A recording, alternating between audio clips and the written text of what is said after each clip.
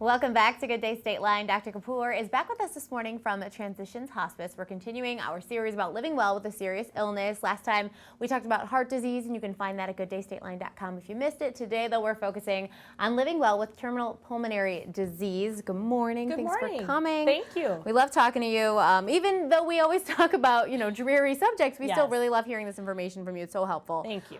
So tell me just what is terminal pulmonary disease? So terminal pulmonary disease could be either an obstructive disease process or a restrictive disease process, and typically the typical diagnosis would be like a COPD, a patient who has a progressive illness with COPD, emphysema. It could be pulmonary fibrosis, which is a restrictive disease, and we help manage the symptoms in these diseases. And unfortunately, this past year we've taken care of a lot of acute respiratory failure from COVID.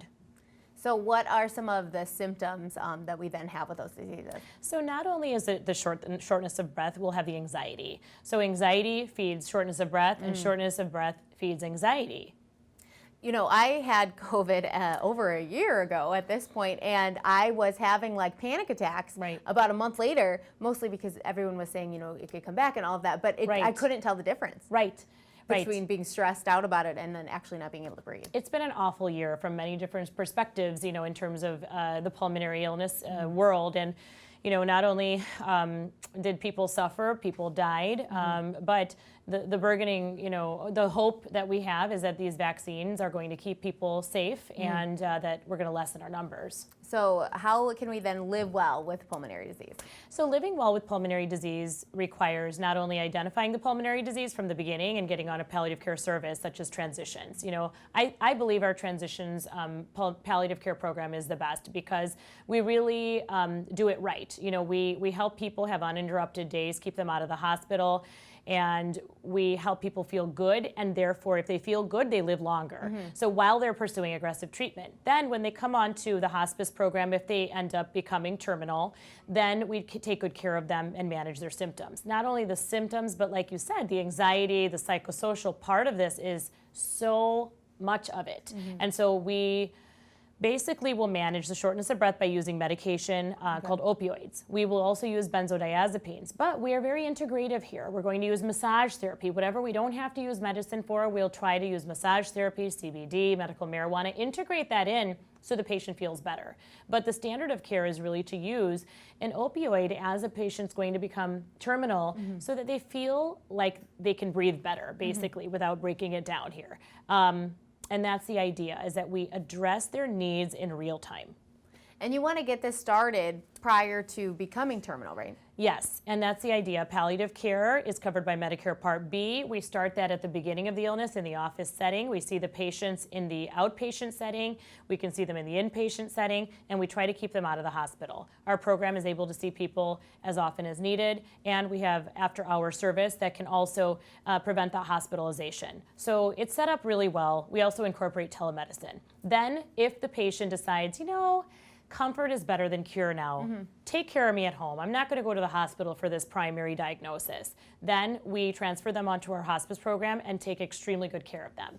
It's about living well with a serious illness. And you said you have a personal connection to this one. I do. So this bracelet I'm wearing, I take it with me everywhere, is my mother's. My mother died of pulmonary fibrosis. So pulmonary disease is near and dear to me. I advocate for Pulmonary Fibrosis Foundation, and also just have a lot of experience with the suffering that comes about from the disease. We really need to do advanced care planning with patients ahead of time. We need to make sure that we're resetting their expectations, not force feeding them protein shakes, and just being there for them empathetically while they're going through the illness. So my mother died about 5 years ago. I think I told you before, my grandpa was in hospice before he passed away too, and being in the hospice world was amazing, and it's such a world that unless you experience it, you don't know. Exactly. I mean, we do a lot to enrich the lives of patients. It's not just about the death and managing symptoms. It's about helping people basically live the best that they can now with whatever time they have left. And that number is never delineated, that amount of time. We never tell people this is how much you have. We make estimates, and oftentimes we're surprised. Miracles happen, but they don't happen very often. But we never take hope away from anybody as they're going through any of these programs. So where can we go to get more information? Transitionshospice.com, and they're going to share the number with you.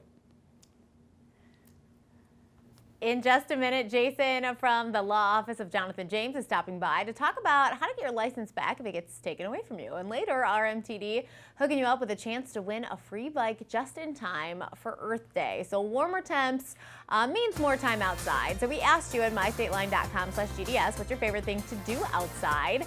Our winner this week is plant flowers, which is perfect because we're taking a trip to Merlin's greenhouse a little later in the show. We're gearing up for our Oscar show next week now, so we're asking you at mystateline.com/GDS what movie should win Best Picture. Do you think it's Nomadland, Mank, The Trial of the Chicago 7? Let us know what you think. We'll be right back.